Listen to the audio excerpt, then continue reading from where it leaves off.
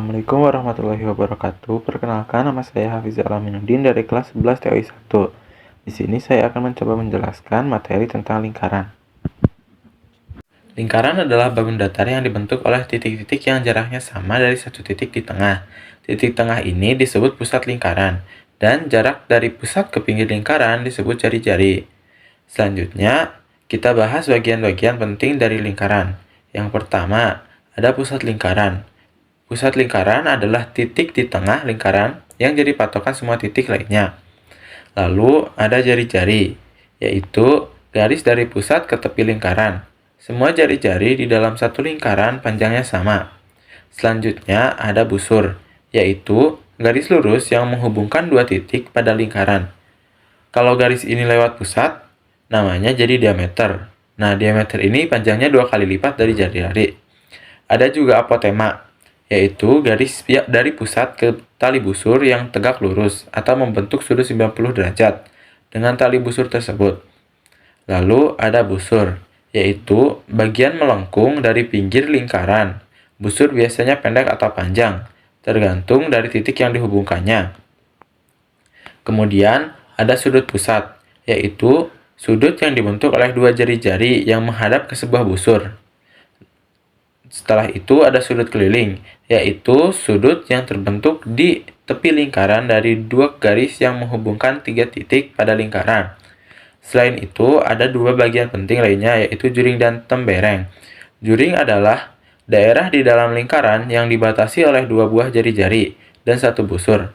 Lalu tembereng adalah daerah dari lingkaran yang dibatasi oleh satu busur dan satu tali busur. Oke, selanjutnya kita bahas beberapa rumus penting dalam lingkaran. Yang pertama, keliling lingkaran.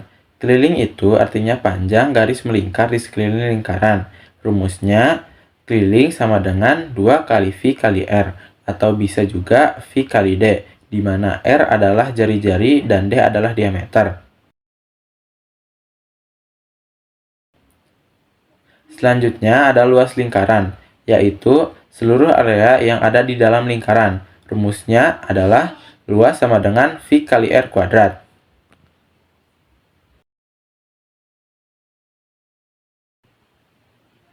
Lalu kita masuk ke panjang busur.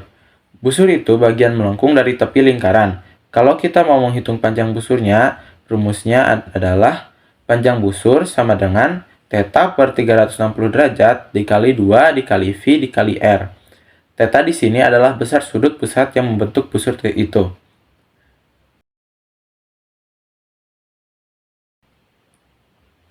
Sekarang kita bahas luas juring. Untuk mencari luasnya, kita pakai rumus luas juring sama dengan θ per 360 derajat dikali V dikali R.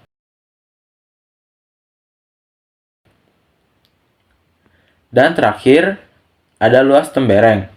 Tembereng adalah bagian lingkaran yang dibatasi oleh busur dan garis lurus yang menghubungkan dua titik di tepi lingkaran. Untuk menghitungnya, kita pakai luas tembereng sama dengan luas juring dikurangi luas segitiga. Luas segitiga ini bisa dicari dengan cara biasa atau pakai rumus trigonometri. Baiklah, di sini ada sebuah contoh soal untuk rumus keliling lingkaran. Nah, soalnya adalah sebuah lingkaran memiliki jari-jari 7 cm. Hitunglah keliling lingkaran tersebut.